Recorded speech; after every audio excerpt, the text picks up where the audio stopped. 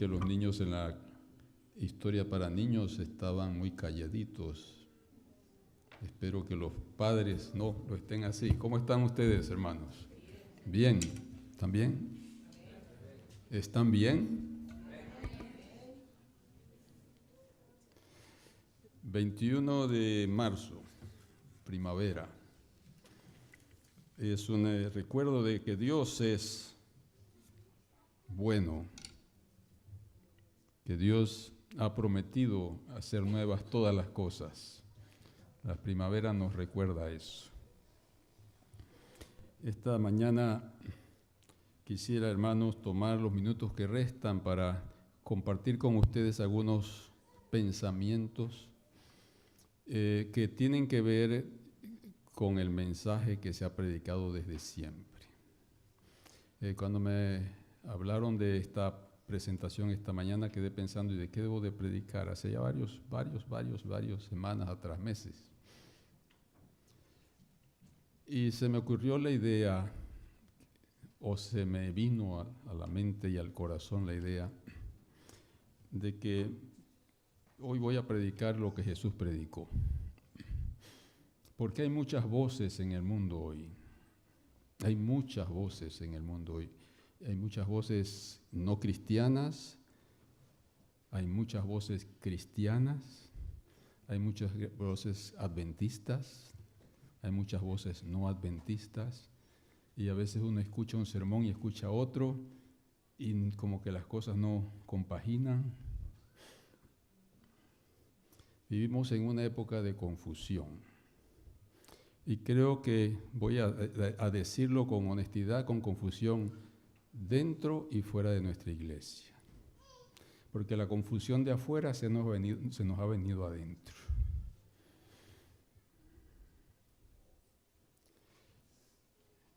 Por ejemplo, este asunto de la ordenación de la mujer, he escuchado más de media docena de sermones sobre la ordenación de la mujer durante los últimos 8 meses.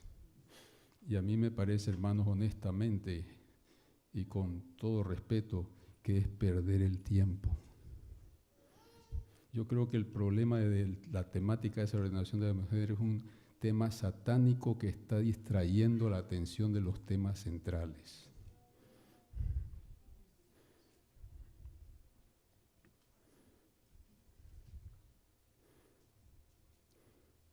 Y el problema es que estamos gastando mucho tiempo y dinero y energía en eso. Entonces, ¿qué predicar? Ustedes oyeron la noticia que ayer, allá en Yemen, cuando la gente de la comunidad se reunió para hacer su culto, en medio del culto, en la reunión de adoración, hay una explosión y mueren unos, y cuando salen otros huyendo a la entrada, otro se explota allí, y luego en otra mezquita, y son 130 y tantos muertos y decenas de heridos en el contexto de un culto de adoración.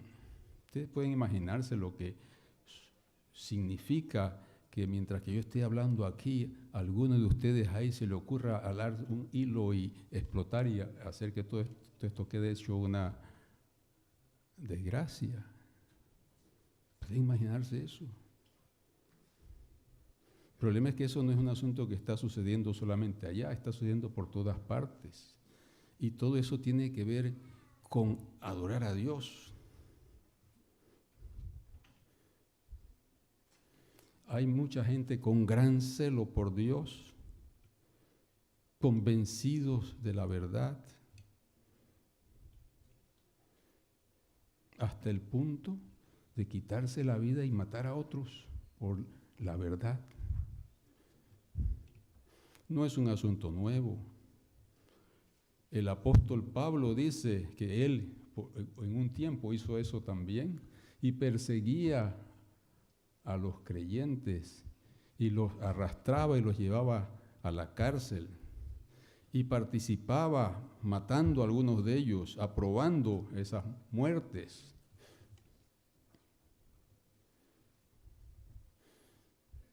Era el mismo espíritu y es el mismo espíritu que obra ahora en individuos que aparecen por allá en el desierto con una fila de cristianos para sacrificarlos a todos, porque según ellos, pues los cristianos son infieles y ellos son los fieles. Y ustedes saben que aquí en Estados Unidos también hay una gran población de cristianos que están convencidos de que es tiempo de que algo suceda y que el ejército se vaya y ponga en orden esas cosas para que le enseñe a aquellos quiénes son los buenos. Estamos en un problema muy grande a nivel mundial, no hay orden. Y el problema es que el desorden gira alrededor de conceptos religiosos, o diríamos política cubierta con mensajes religiosos.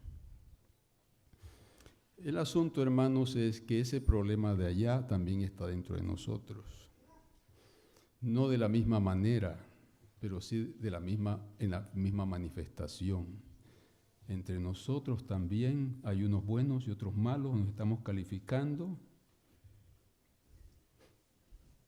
Los que están bien y los que están mal, los que están apostatando y los que no están apostatando. Y ese espíritu de división, de juzgar unos a otros y decidir quién es el que está bien y quién está mal, cada día se hace más fuerte.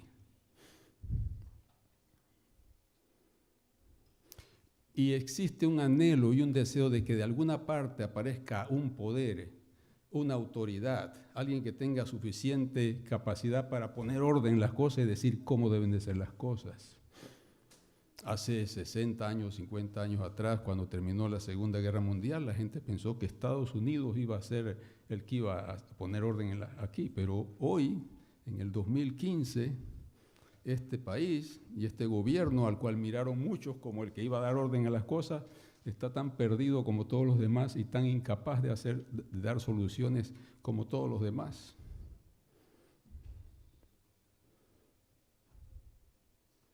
No hay ningún lugar seguro, no hay autoridad, no hay poder. Vivimos en una época en la cual pareciera que estuviésemos en el tiempo de los jueces, donde cada uno va a hacer lo que mejor le parece.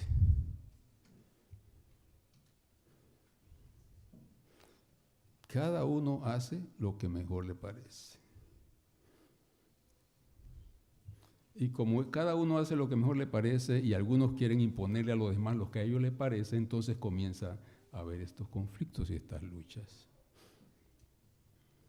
¿Qué tiene que decir el Señor Jesús a todas estas cosas? ¿Qué nos diría el Señor Jesús ahora? Vamos a inclinar el rostro y vamos a orar. Querido Padre Celestial, gracias por la vida que nos das y gracias por la oportunidad de meditar en tu palabra. Envía tu Espíritu, Señor, y guíanos, muéstranos lo que quieres decirnos hoy. Por Jesús te lo pedimos. Amén. Decía que el mensaje de hoy es el mensaje de siempre y es el mensaje de Jesús.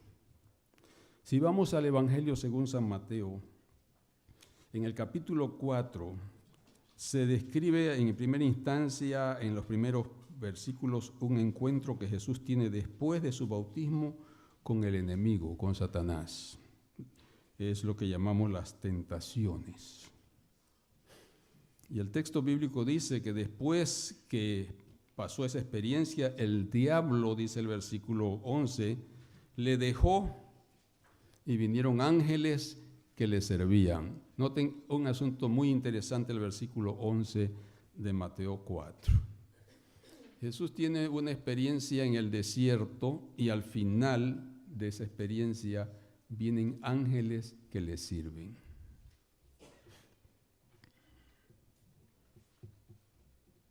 ¿Ustedes creen en eso?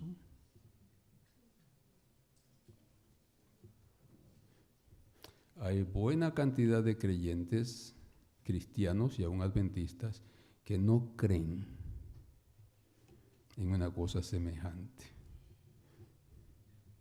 No creen en lo que algunos denominan las providencias divinas, que Dios interviene en las cosas de los hombres. Hay muchos cristianos que son teístas. Ellos creen que Dios hizo este mundo, que puso las reglas, las leyes y las normas y lo puso a trabajar y está a la distancia viendo qué pasa. Pero que no interviene, que va a esperar hasta un momento específico y cuando ya no haya más, no se puede hacer más, entonces va a intervenir. Pero mientras tanto, nosotros aquí tenemos que ver cómo nos las arreglamos. Para eso tenemos la Biblia y para eso tenemos los profetas. Esa es la idea de muchos cristianos. Esa es la idea de a Dios rogando y con el mazo dando. Es la idea de aquel que toma el texto de Mateo 7 y dice, Jesús dijo, pedid y se os dará. Así que hagan planes y pídele al Señor lo que usted quiere que el Señor le va a dar. Es decir, ellos no están pensando en que Dios está obrando aquí. Ellos están pensando que nosotros tenemos algo que hacer y en lo que estamos haciendo le pedimos a Dios que nos mande lo que necesitamos para hacer lo que tenemos que hacer. Y son gente de mucha oración. Muchos de ellos son de esos que oran todas las mañanas a las 7 de la mañana y a las 7 de la noche, como ya por muchos años, como lo propuso la Asociación General.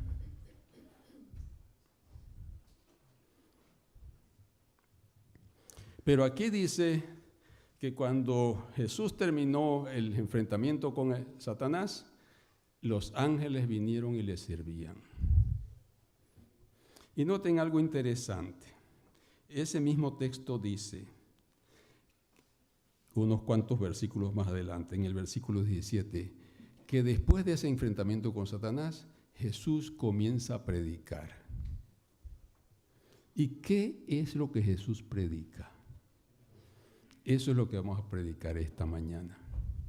El versículo 17 dice, desde entonces comenzó Jesús a predicar y a decir.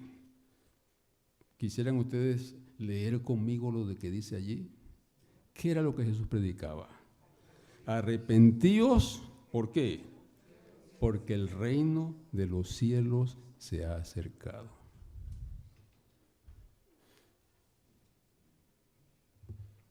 Dos cosas muy importantes. Una que hay que hacer, hay que arrepentirse. ¿Y por qué hay que arrepentirse? Hermanos, ¿por qué hay que arrepentirse? Porque el reino de los cielos se ha acercado.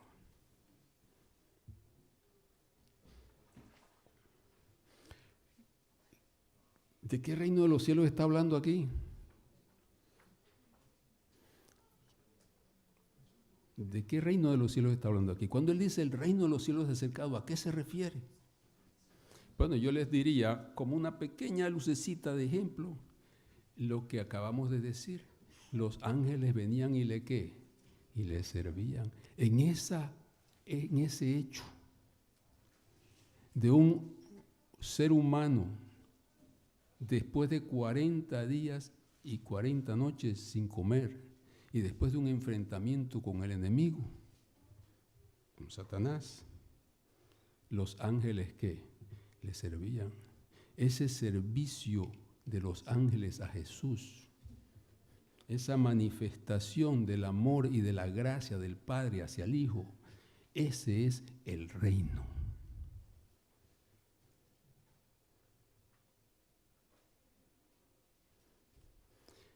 No voy a decir que no sean importantes las doctrinas, pero el reino no es doctrinas. El reino es Dios actuando.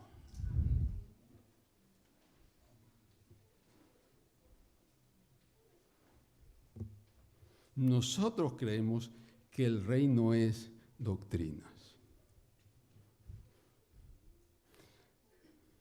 ¿Saben ustedes que este país está en un problema muy grande? El problema muy grande que tiene este país es que este país tiene una constitución,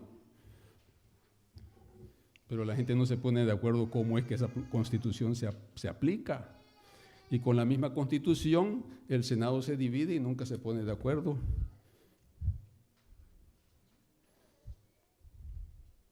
Y resulta que el gobierno no funciona y no avanza. sea el partido que sea, que esté en el poder, al final no avanza porque no se ponen de acuerdo. Así que no hay autoridad, no hay gobierno cuando hay esa confusión. ¿Y qué quiere decir esto qué tiene que ver esto con el reino? Nosotros tenemos las creencias, las doctrinas, las enseñanzas, eso es como la Constitución. Pero resulta ser que las leemos, pero eso no hace la diferencia. La diferencia está en cómo se vive eso y qué propósito tiene, cómo se cumple, cuánto poder tiene eso en la práctica. ¿De qué vale que los papeles y los documentos internacionales y nacionales digan que nosotros tenemos derechos? Si el policía que nos detiene por razones de tránsito, a causa de un trauma que tiene, algún enojo que tiene con alguien, no tiene la paciencia de tratarnos con la suficiente calma necesaria y usa exceso de fuerza y terminamos muertos. Y no estoy hablando mal de la policía, estoy hablando de los problemas que el ser humano enfrenta. En un momento dado, la teoría, la letra de la ley, la letra de los ideales, la letra de los principios se olvida y la práctica es lo que al final vale. Y es lo que hacemos nosotros cuando tenemos que confesar al Señor nuestros pecados. Confesamos los pecados, ¿por qué? Porque sabemos que hemos hecho mal, y muchas veces sabemos que hemos hecho mal en el momento que lo hacemos o casi cuando ya estamos por hacerlo. Es decir, no es ignorancia lo que nos lleva a pecar. Hay gente que peca por ignorancia delante del Señor, pero entre nosotros los cristianos no es ignorancia. ¿Saben qué es lo que falta? Que el reino esté entre nosotros, porque el reino no es conocimiento. Vamos a ir un poquito más adelante, porque hay varios versículos que me hubiera gustado mencionar respecto a esto, porque Jesús insiste, Él le manda a los discípulos después a predicar, y le dice, vayan y prediquen. ¿Y qué deben de predicar? Prediquen que el reino de los cielos se ha acercado. Y más le dice, echen fuera ¿qué? Demonios, y sanen a los enfermos. Noten que no se trata de decir cosas. ¿De qué se trata? De hacer. Pero no hacerlas porque yo las hago, sino porque Dios las hace. Note que son los ángeles. ¿Cómo sabemos que el reino de los cielos se ha acercado? El reino de los cielos se ha acercado porque Jesús vino a esta tierra, porque el Espíritu Santo engendró a Jesús y Jesús vino a esta tierra, porque Jesús, guiado, lleno del Espíritu Santo, fue al desierto y enfrentó a Satanás, y lleno del Espíritu Santo regresa y llega a Nazaret y le dice a la iglesia, a los hermanos donde él se había criado desde niño, le dice a los hermanos, el Espíritu del Señor está sobre mí. Resulta ser que el reino de los cielos tiene algo que ver muchísimo con el Espíritu Santo. El Espíritu Santo está sobre mí y me ha ungido, y entonces habla para hacer una gran cantidad de cosas. El reino de los cielos se ha acercado. Hermanos, la invitación del Señor en esta hora es que nosotros nos metamos, nos subamos a esa ola del reino. Estamos en este mundo y este mundo es como un mar que está turbulento, pero en este desorden, en esta turbulencia del mar, hay una ola, hay una corriente que se llama reino de los cielos. Así aquí se trata de estar en esa. Y es una corriente que obra bajo la influencia del Espíritu Santo. No se trata de qué se hace, ni siquiera cómo se hace. Se trata de quién lo hace. Y cuando digo quién lo hace, me refiero a qué poder está detrás de lo que está sucediendo en mi vida. Hay muchos poderes y hay muchos reinos. Entonces el texto bíblico en Mateo 13, Mateo reúne una serie de profecías, de parábolas, que todas nos muestran que el énfasis del mensaje de Jesús era el reino de los cielos se ha acercado. Nosotros llamamos hoy el Evangelio, las buenas nuevas, y yo me he encontrado con personas con la intención de saber de qué se trata. Le digo, hermano, usted dice que usted predica el Evangelio, ¿y qué es ese Evangelio que usted predica? Y entonces dice que Jesús murió por mí. Eso es una declaración muy evangélica, muy protestante, pero no es las buenas nuevas que Jesús predicaba. La buena nueva que Jesús predicaba no era que Él venía a morir por ti. La buena nueva que Jesús predicaba, hermanos, es esta: que el reino se ha acercado. El asunto es, ¿en qué sentido que el reino de los cielos haya venido a esta tierra es una buena noticia para ti? El Evangelio de Jesús, las buenas noticias de Jesús, es que el reino de los cielos se ha acercado. Y luego dice, crean esa noticia, es decir, crean esa buena noticia. En otras palabras, el texto bíblico, crean al Evangelio. Los judíos no creían así. Y cuando vieron a Jesús hacer todo lo que Él hizo, dijeron, por Belcebú, por el diablo, hace estas cosas. ¿Notan la diferencia? Jesús está diciendo, el reino de los cielos se ha acercado, y ellos dicen, no, es Satanás el que lo está haciendo. Y Jesús se levanta y les dice, si yo echo fuera a los demonios por Belcebú, cuando vengan a sus hijos a echar fuera demonios, ¿en nombre de quién lo van a echar? Los judíos se resistían a aceptar que el poder de Dios estaba obrando a través del ministerio de Jesús. Eso era lo que se estaba rechazando. Y hoy por hoy, las buenas noticias es que el poder de Dios todavía hoy está obrando en este mundo. Esa es la buena noticia. Ahora, un par de textos que nos ayudan a tener una idea de lo que era el reino de los cielos según Jesús lo predicaba. Vamos, por ejemplo, a Marcos en el capítulo 4.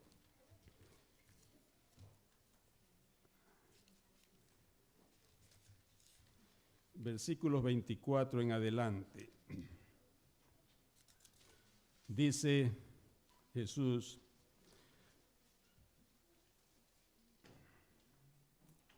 es Marcos 4, 26 al 29.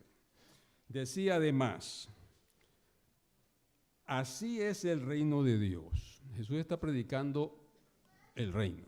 Eso es su mensaje. Así es el reino de Dios, como cuando un hombre echa semilla en la tierra y duerme y se levanta de noche y de día y la semilla brota y crece sin que él sepa cómo.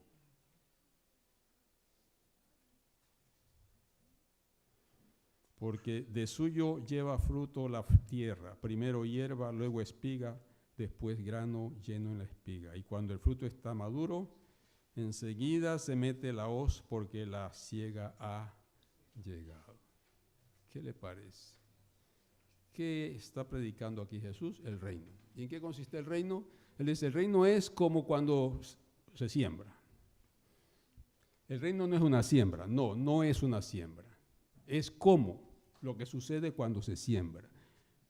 Y aquí es donde está el problema, que nosotros aún en este asunto de ir y predicar y hacer evangelismo creemos que se trata de siembra y de cosecha y de tirar redes y pescar personas. No.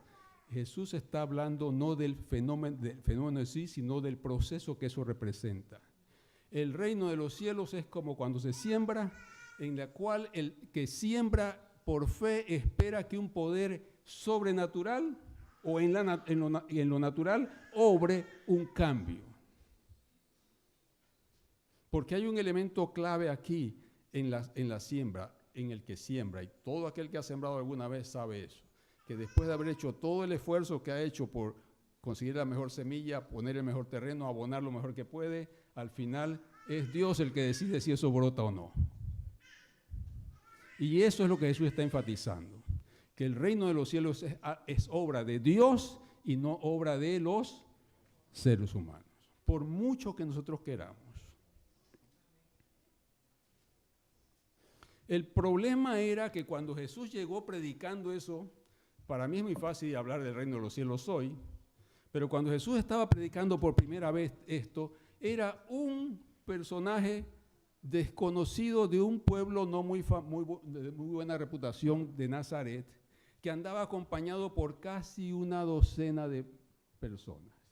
Y él andaba con la noticia de que el reino de los cielos se había acercado.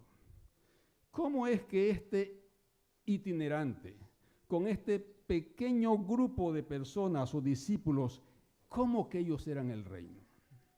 Esa era la pregunta.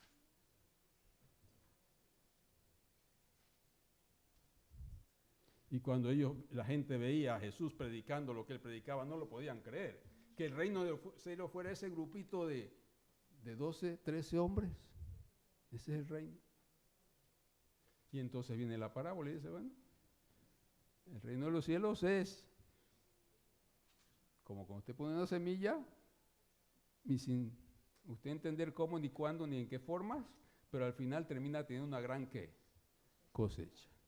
2000 y tantos años después de esa ilustración, nosotros comenzamos a entender lo que significa el reino de los cielos y la gran cosecha. Pero para los primeros eso no era muy claro.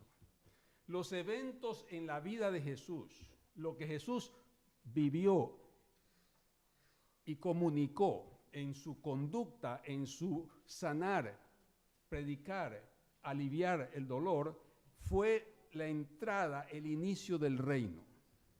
Y él en su parábola dice que ese inicio, que iba a ser muy humilde y muy sencillo, y luego lo representa por un pequeño grano de mostaza, y hay otra parábola que habla de eso, que eventualmente llega a crecer y a ser una de las más grandes higueras. Él estaba profetizando que esas cosas tan pequeñas que parecían dos individuos acompañados con él, predicando un mensaje, pero con poder, iba a llegar a ser un día algo tan grande como una gran planta con ramas, con muchas hojas, donde las aves de los cielos vendrían a hacer sus nidos, donde los animales vendrían a reposar. El reino iba a crecer. Y entonces presenta en sus parábolas estos dos elementos. Está comenzando y anuncia que el reino va a crecer de una manera espectacular, y al final se va a hacer una separación. Y siempre el final es un juicio. Y hay otras parábolas más que podemos mencionar allí. Está la parábola del trigo y la cizaña. En este caso, el reino de los cielos sigue siendo un poder de Dios obrando, y otro poder extraño tratando también de hacer su obra. Y el padre de familia ha sembrado buena semilla, el otro ha sembrado mala semilla, pero no hay que hacer nada hasta que llegue el final. En el final entonces se van a separar, y la cizaña será tomada para ser llevada al fuego, y el trigo será recogido para ser llevado a los graneros. Jesús habla de ese proceso que va del momento en el cual se introduce el reino de Dios, y el momento final cuando al final de los tiempos se hará la gran separación. Jesús era adventista en el sentido de que él predicaba los eventos finales y el advenimiento de un reino de gloria. Pero su énfasis nunca fue en los eventos finales. Su énfasis es que el reino ha llegado. La preocupación de Jesús nunca fue ¿cuándo serán estas cosas? Eso fue una pregunta de los discípulos. Y la tercera vez que le preguntaron sobre eso, le dijo, a ustedes no les importa esas cosas. A ustedes lo que tienen que hacer es estar en la onda o en la onda así del reino. ¿Y qué quiere decir eso? Recibiréis poder cuando haya venido sobre vosotros, ¿qué cosa? El Espíritu Santo, y me seréis, ¿qué? Testigos. Ese es el reino. Pablo una vez escribiendo en la iglesia, le decía, yo voy a ir a visitarlos allá. Y voy a enfrentarme con esa gente que está hablando y criticándome a mí, para que resolvamos estas cosas. Pero no voy a ir con palabras, sino con ¿qué? Con poder. Porque el reino de los cielos, hermanos, no es asunto de palabras, es de poder. Por eso entonces, cuando llegaron los discípulos de Juan el Bautista a preguntarle a Jesús si él era el que iba a venir o había que esperar a otro, en otras palabras, si todavía el reino no había llegado, Jesús hace milagros y hace una serie de cosas allí. Después que termina de hacer todos esos milagros, dice, vaya y cuéntele a él lo que han visto. ¿Y qué era lo que habían visto? Los cojos saltando, los ciegos viendo, los sordos oyendo. Y el Evangelio, las buenas noticias, es decir, la buena noticia de que Dios estaba obrando en medio de los seres humanos mediante el poder del Espíritu Santo y transformando las vidas, esa buena noticia era predicada en todas partes. Y bienaventurado el que no se escandaliza por eso. Ese es el mensaje que Jesús le manda. Hermanos, el tiempo se ha agotado. Quedan 3, 4 minutos. El reino de los cielos está en un proceso de llegar a su final glorioso. Hace más de 2000 años que se sembró el Espíritu en esta tierra. Y el Espíritu por más de 2000 años ha estado trabajando, construyendo el reino. Porque el reino en esta parábola implica que el tiempo tenía que pasar. Por ejemplo, en la parábola del individuo que siembra la semilla y no sabe, pero espera hasta que al final crece, hay un proceso, un tiempo que va del momento que se siembra al momento que se cosecha. Hay un elemento de tiempo ahí que hay que esperar. El reino implica paciencia, tiempo, implica crecimiento. Y lo más importante en la parábola o en las parábolas es que nos señalan que el reino no es traído o establecido por los seres humanos. Y ese es uno de los problemas que tiene el cristianismo. La Iglesia Católica introdujo ese concepto en la idea de los cristianos, que la Iglesia es el reino y que el reino tiene que crecer en medida que crece la Iglesia y que son los dirigentes de la Iglesia los llamados a hacer que el reino se establezca para que entonces Cristo venga. Y hasta citas de Elena de White podemos leerlas de esa manera. Pero las parábolas de Jesús y la enseñanza de Jesús respecto al gran mensaje del reino es que los humanos no traen el reino. No lo traen el reino. Nosotros, los humanos, somos siervos en el reino, pero no traemos el reino.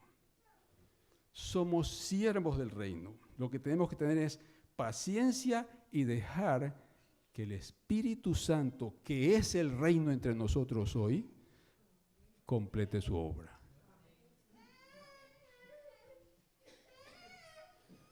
Y si permitimos que el Espíritu Santo complete su obra, entonces lo primero que vamos a tener que hacer es hacer lo que Jesús dijo, arrepentirnos.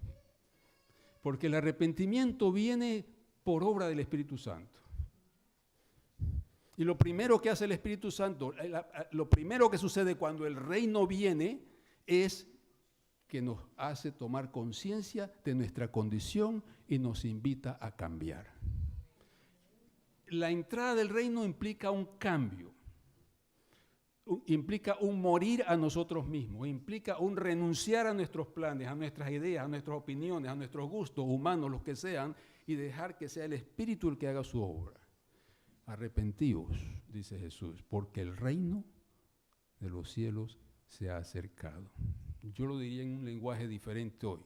Arrepintámonos cuando el Espíritu Santo nos habla y dejemos que ese Espíritu Santo nos use y nos guíe. El tiempo pasará y al final, sea una red que se tire y se recoge, como una red que se tira y se recoge con peces y al final se decide cuáles van a ser los buenos y cuáles son los malos, o sea una cosecha donde hay trigo y cizaña, al final Dios se va a encargar de hacer la gran separación. Hoy lo que está haciendo es obrando maravillas en medio de su pueblo y en el corazón de las personas. Ahora, hermano, aceptar ese reino y aceptar esa dirección es creer que Dios interviene. Que si usted tiene que hacer una decisión hoy y corregir algo que no está bien porque el Espíritu Santo le mueve a cambiar, pero usted dice, pero ¿cómo voy a hacer? Porque esto significa que voy a perder mi trabajo, cualquier cosa. No se olvide que cuando Jesús terminó de enfrentar a Satanás, vinieron los ángeles y ¿qué hacían? Y le servían. Cuando usted, mediante la obra del Espíritu Santo, decida responder a los impulsos del Espíritu Santo y hacer la voluntad de Dios, los ángeles del Señor estarán con usted. Y el Espíritu obrará en usted y no tendremos por qué preocuparnos. ¿Por qué? Porque si buscamos el reino de Dios y su justicia primero, todas las demás cosas nos vendrán por añadidura. Que el Señor nos bendiga, hermanos, para que ese poder del Espíritu Santo que está presente hoy nos guíe, nos use, nos transforme, que Él establezca su reino en nuestro corazón, en nuestra iglesia, en nuestra congregación, para que se cumpla la gran siembra que Jesús hizo 2000 años atrás.